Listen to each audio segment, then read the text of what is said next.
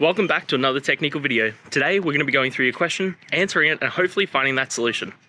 Guys, remember to stay just a little bit crazy like me, and hopefully you find that resolution. Now, let's continue on to the video.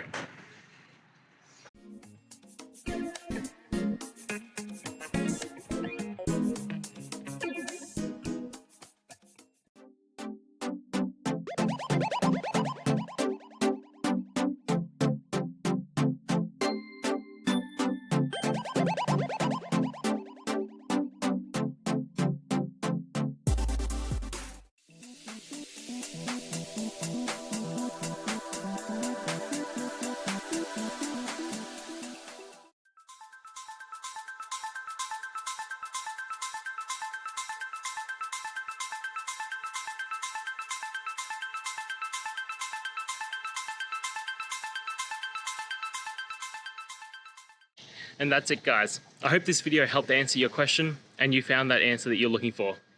Now, please hit subscribe if it helped. I really appreciate it. And I'll see you next time on another one of these videos. Cheers.